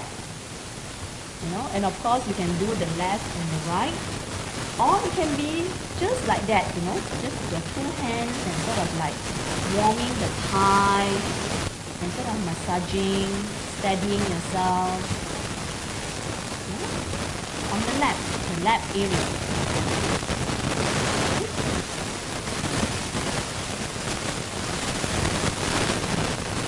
And one hand on top of another. This area, there are two actually. You can do this one, the one on top of another, pressing it down, or you can do the two.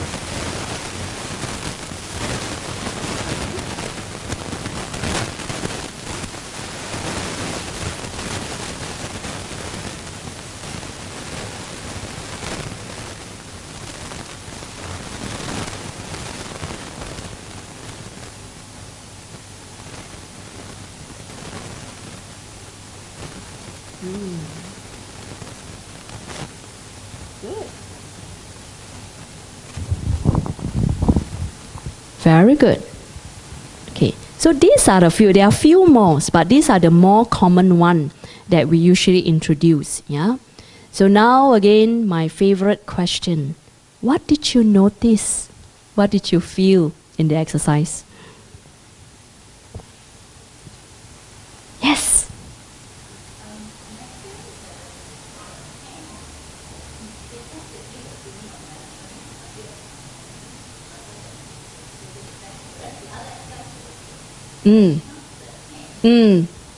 Sister, the mic, yeah.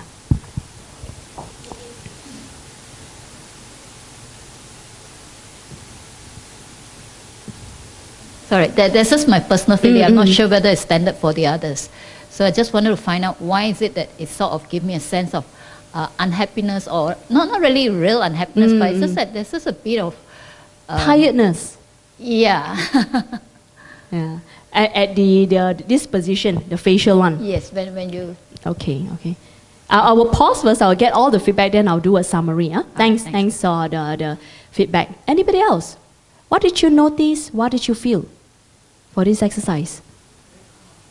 You felt very calm at most of the position. Okay. Others? Comforting? Most of the position also? Okay. Yeah, sister? I have opposite feeling from her. I feel very relaxed. The face one, you feel very relaxed. These two hands hold the face one. All the time we need to like, without anything. Now for the hand to hold. Hand supporting the face. Okay. Thank you. Others? Any other feedback? Please, feedback. Yes, please. You felt warm at each of the location. Okay, thank you. Okay. Any last feedback before I summarize? Okay. I think go back to the sister, the first question is, it is okay because I think what you felt was what you felt just now. And again, these are the few universal positions, but doesn't mean that all of us will like all the position. So actually, you can pick and choose which one is your preference for practice. Or actually, I found that in my own experience, after I practiced for a while, initially I tried to do all the steps as a form of formal exercise. That means, I will just spend my 3 minutes, 5 minutes, I will just do like what we do just now, as a formal exercise. I'll practice it for a while. But after some time, I realized that in different area of stresses, my hands will automatically go to the different area. Very spontaneous. Sometimes you will feel that you need this. Sometimes you will feel that you need this. Sometimes you feel that you need this. Actually just allow what you have learned to comfort you.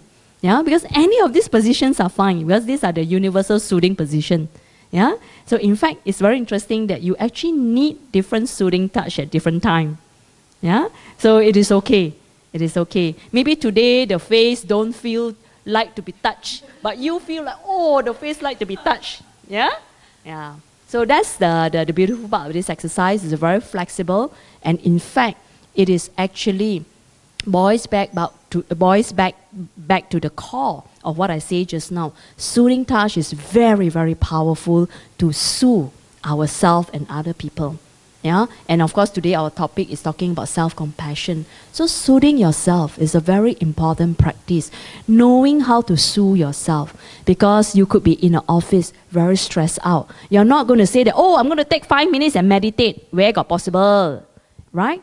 But I found that for me especially, and I've got a lot of feedback from my other students and participants, if they are in workplace, very stressed out, the last one is very helpful for them. Because you're underneath the table, nobody knows. You can actually do this soothing touch to calm yourself, to steady yourself. Especially if you're in a conference meeting room, the table is underneath you, nobody see. Of course, you cannot be doing this in your meeting room, and your boss will be thinking what's wrong with you, all right? So, but especially the tummy one and this one, you can quietly do to soothe and calm down yourself. If you're feeling very irritated or agitated or very stressed out in a very heated meeting, you can calm and soothe yourself on the spot. Or sometimes, you just feel very sian. So this is where maybe you want to rest your face on your, if you're alone, you can do that. Or even this one. You just want to, relax and, your muscles and comfort yourself. This is a very good one, this one. So please free to use it, yes. Can. But this one, in a way, of course, they focus on the various spot that it is very responsive towards soothing touch. I'm sure stretches too, yeah.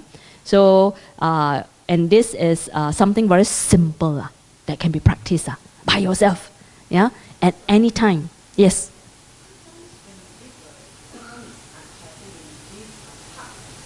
Mm. Yes. A lot of unhappiness, or I wouldn't say it's unhappiness. I'm sure she's already unhappy. Can bring out the emotions. Yes, Is it true? Yeah, I mean, yeah. I have experienced it myself. Yeah, when a child sometimes is so temper tantrum, so agitated, mommy, what do? You will actually hug, what we call a very firm and tight hug to calm the person down. Initially, the person will struggle, but this is where you are sharing your soothing touch or your calmness with the child. Eventually, the child will calm down. Yeah. Yes, yes. So be prepared, especially if you're hugging another. Yes, yes. If you're hugging another person, or for soothing touch with yourself, you may actually experience that burst of emotion yourself. You may feel tearful. You may cry, yeah, because the emotion is being released. Yes, soothing touch can actually help in that sense to release out the pent-up tension and emotion. And all these locations are very important location. Yeah, thank you for bringing that up. Yeah, it can. And it's actually serve a good purpose, right? Because it helps you to release whatever is pent up. Yeah? Okay. The last exercise for today, I know it's 11:30, I'm mindful, I'm shooting the time. Yeah, overshoot the time. Let me end today's session with the last exercise by Christine Neff. And it is actually based on the 3 components that she described about self-compassion. Yeah? Remember the 3 components? Mindfulness, common humanity, and self-kindness. Yeah? Of course, I think I arranged it, she actually arranged it, the self-kindness, common unity, and mindfulness during the definition. But when we practice this, what she called self-compassion break, we always say, stress, take a Kit Kat break. Right? So, but you can't find Kit Kat, you can't find ice cream or chocolate, right? So, but this is something that you can actually also do, what she calls self-compassion break. Especially when you are struggling, you're feeling stressful, you're feeling yucky, yeah? This is immediately an inner exercise that you can actually do to help to comfort yourself. Yeah, and the process is definitely the first part, like we mentioned just now. Mindfulness is the foundation. You need to have mindfulness. You need to have awareness that you're suffering, or else you can't give yourself the kindness, right? So the first one, obviously, is mindfulness. This is where, the awareness or acknowledgement of the suffering non-judgmentally, yeah. It can be as simple as, saying to yourself quietly, this is difficult right now. This hurts. This is horrible. Yeah? This is a moment of suffering. And this mindfulness part, it is very important, If your inner script is that, it's so hurtful. Yeah? Actually, that judgmental part comes in already because we are very pulled into the dramatic storyline. Whereas this is very hard to practice. We want to be aware and acknowledge that difficultness non-judgmentally. That means as it is. Yes, this is difficult right now. Yeah? And hopefully just note at that difficulties, and instead of letting your thoughts spin to the dramatic storyline. It's very difficult. That's why meditative practice is important. Or else you can't do process number 1. Yeah? To have that mindfulness, yeah, to aware and acknowledge that difficulty. Yeah? So for initial practice, maybe some of this script you can actually use, It's as simple as you can actually combine with soothing touch, It's like, this is difficult right now. Gosh, it hurts. You can actually combine with a soothing touch to do the acknowledgement part. Yeah? This is difficult right now. Wow, boss scolding is very difficult. Okay? You can actually combine with a soothing touch. Yeah? And after that, The second part is that to reflect on the common humanity. It's okay, it's okay. Yeah, I'm not alone in this struggling. I'm sure that boss has also scolded other colleague. Yeah, I'm actually not alone in this struggle. Yeah. So this is the second part, that you reflect on the common humanity. Yeah. And the third part is that, you know, how do you care for yourself at that moment? You know, this is difficult, but how can I care for myself at this moment? How can I comfort myself at this moment? May I be kind to myself? May I accept whatever that has happened, being scolded by boss? Yeah. This is like an inner script, yeah, an inner dialogue that you guide yourself through. And this is a very important compassionate break, because or else your mind will spin to the storyline. So in a way, these three steps of dialogue is a very helpful practice to avoid our thoughts and emotions spinning into that negative storyline very quickly. So hopefully at the first step itself, you know, you do that non-judgmental acknowledgement. Yes, yes, it hurts. Yeah, instead of, yes, it's so painful. Boss shouldn't have scolded me. You know, it embarrassed me in front of everybody. Spin to storyline already. Yeah. Yes, yes, a good cry in private. But let's say, especially you're in a public, you cannot cry. This is something you can actually do innerly. Nobody knows, you know. Right? You're actually doing this reflection, this dialogue innerly. You know, you can actually, you know, maybe you're in a very stressful meeting, boss was scolding everybody, including you, you know. And you can actually begin with your soothing touch and say that, oh, this is difficult. In your heart, of course, wow, this is a difficult meeting. This is a difficult meeting. But it's okay. Calm down. I'm actually not alone. Yeah, everybody now in the room is so tense up. Yeah, I'm actually not alone. Let me think about how I can calm and soothe myself. I just did 1, 2, 3. You notice what I did, not? I just did 1, 2, 3. Yeah? Oh, this meeting is so stressful. It's okay, it's okay. Don't panic. Yeah? And all of us are in the same boat here today, you know, in this difficult meeting. What can I do now to calm myself? Perhaps a soothing touch on the thigh, you know, on the lap. Yeah, I will do a bit of soothing touch to calm myself. Or perhaps I excuse myself and go to the toilet because you needed to get out. Yeah? Sorry, boss. Toilet for a while. Run. That is third step. What can I do to comfort myself? This is very important. This is how you care for yourself. Yeah? Rather allowing yourself to be freezing emotionally in that tense, horrible meeting. Yeah? If you can't leave, then at least you can still use a soothing touch to calm yourself in a meeting. You know, that's why this position one is very important. Especially when you're sitting, you can't feel it much maybe because you're cross-legged. Especially if you're seated on a chair, not this too high position, but in a nice position where your feet is anchored on the ground. When you do this, it's actually very steady one, you know. It's a very grounding posture. So actually you can calm yourself down by grounding yourself with this. Yeah? So you can combine the soothing touch and the self-compassionate break, the 3-step, in an immediate life stressful situation to help calm yourself. Because when we are not calm, we are reactive. That's where horrible words will come out. We'll end up fighting, arguing, yeah, or say things that we will regret. So that's why self-compassionate break is very important. Yeah, to take that break, to recompose yourself, to calm yourself. Yeah? And like I mentioned just now, the 3 universal triggers for compassion. One is soothing touch. Second one is gentle vocalization, which is this script, gentle vocalization. The third one is actually physical warmth, which is of course hopefully from the soothing touch. Yeah? You can actually get a physical one. Sometimes what I do is that I will drink the water. Yeah? Doesn't matter warm or not warm, but you know, I will pick up in a meeting room or whether I pick up the water or the coffee and just drink to have that physical warmness. Yeah? So these 3 are very good universal trigger for compassion. Yeah? That can help ourselves to calm down. Okay? Let me see what else I have. Okay. Let's quickly do this because I know it is, what do you call that?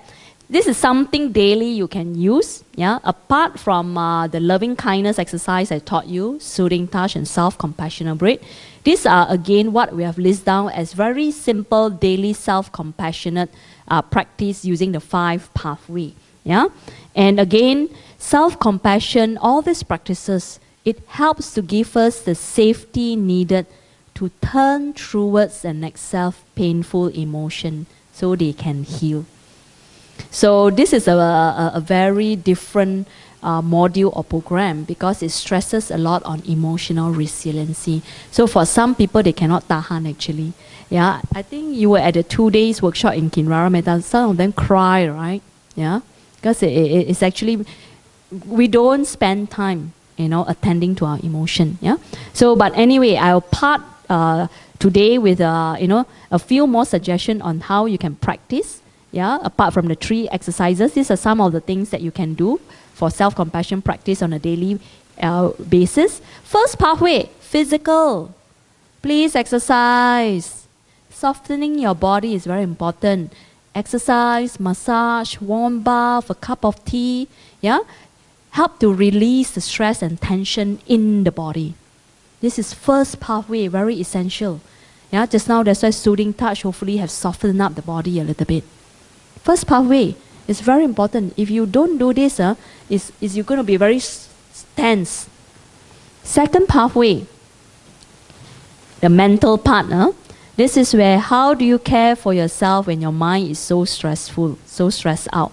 Yeah, some of the ways is suggested is that watch a funny movie, read an inspiring book. Yeah, and you know why I put a pink elephant here? You must be wondering why Sister Miyen put a pink elephant at this pathway.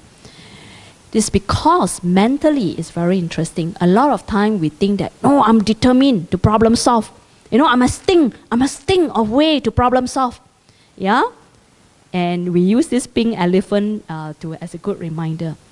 Don't think of pink elephant, yeah? Don't think of pink elephant. Please don't think of pink elephant, okay? So please don't think of pink elephant. Yeah? No need to think about pink elephant. What are you thinking now? What we resist will persist. Yeah, that's why in this module it's very important. They teach us a lot on how to manage the difficult thoughts and emotion. Because a lot of time we actually avoid it or suppress it, but actually when we resist it, it's actually persisting inside. Yeah, it's still boiling inside. Yeah. So one of the way in managing our thoughts is that, sometimes, when the thoughts is still so intense, you just have to do something else to divert it. Because the more you think, it's going to get worse. It's not going to solve the problem. Pink elephant. Yeah. So you can in fact do other things, like simple things like watching a funny movie, distract yourself for a while. Yeah. And let the thoughts settle down. Yeah, that's one of the important way. Yeah, so that's why they put this as the second pathway on managing, your mental activity. Third one is very tricky. Emotionally, the third pathway, how to befriend your emotion. The positive emotion, no problem, Yeah, it's the negative emotion. Yeah, how do you care for yourself emotionally? Yeah, and sister just now, sister gone off already. The good cry one, the sister who say, have a good cry. Pet a pet, listen to music, yeah? And all this is helping to befriend the emotion. And of course, there are many more techniques that we will teach to help you to befriend emotion. But these are the simple things you can actually already do, yeah, on a daily basis, yeah? Because in this self-compassion teaching module, we stress a lot on this one. What we can feel can heal, yeah? A lot of our stresses in life is that because we do not allow ourselves to face the emotion or befriend the emotion. That's why all the conflict, trauma or whatever doesn't heal. You can hate a person for 20 years, right? Yeah? Because we do not know how to manage the emotion. Yeah? Fourth one, relational. Fourth pathway. All this is our life. We can't get away. Physical, mental, emotional, relational, we can't get away. So one way, as part of self-compassionate practice in daily life is that, this one I think you know how to do, right? Meet with friends, play a game, yeah? Relate to people. So that relate to people who bring genuine happiness to you. Cleverly, wisely avoid people who make you miserable. Okay? Sometimes we seek for suffering ourselves. You know what I'm talking about, yeah? Because we know that we shouldn't go that direction, but we still go that direction. Yeah, but one of the way as a very self-compassionate practice to ourselves is that, some relationships are negative and we do not know how to manage. It is okay to avoid for a while, come back later. But meanwhile, build up your strength by, relating to more positive relationship, people who bring genuine happiness to you. Yeah? Last one, fifth pathway, spiritual. How to nourish your spirituality. Yeah? As simple as, pray, meditate, walk in the park, help others. Yeah? So all this definitely will generate happiness and gratitude in our heart. Gratitude practice is this pathway. Yeah? Remember to practice gratitude in our life. Yeah? To remember to say thank you. Remember to be thankful. Yeah? This is another spirituality practice. Yeah? So, last slide. I've shared, I think, quite a lot today. Yeah? And what works for me is very important. Yeah? A lot of this exercise, you can accommodate, adapt to suit yourself. Yeah? So, but what is important is that in self-compassionate practice, we need to allow ourselves to be a slow learner. One of our biggest problems is that we want to fix things. A lot of these practices is very difficult because it needs time to build up. Yeah, so that's why being a slow learner is also helpful, because that is also part of mindfulness practice. Yeah, mindful of where your thoughts are. Am I striving, wanting to fix things? Or am I observing the present moment as it is? Yeah? The gentleness, the patience, in supporting ourselves in the stressful life that we are undergoing. Yeah? So, another phrase that we use a lot in self-compassion practice is what we call loving connectedness and present. It's actually from the three components. Can you guess which one refer to which one? Loving refer to?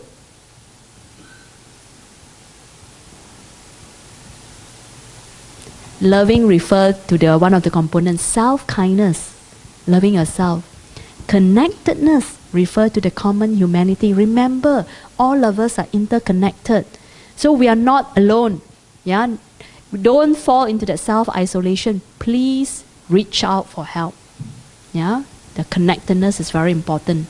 Or the other word is common humanity. Presence is the mindfulness part. Are we present in our life? Are we just doing versus being? A lot of times we are just doing. We are not being with what we are doing. We are just doing. Yeah, this is the mindfulness part. Being present. Yeah, in whatever we are experiencing in our life. Yeah, the mindfulness piece. Yeah, so I hope today's sharing has been helpful. Yeah, may we be able to remember to practice loving, connected, and presence in our life. Yeah. So with this, I will end the talk because I overshoot the time. Thank you for staying back because it's until 11:30, but you patiently sat with me until now almost 12. So I will let the closing happen. But in case anyone else who have any question, you can approach me out of the talk. Let me pass back to our organizer to close the session. Okay.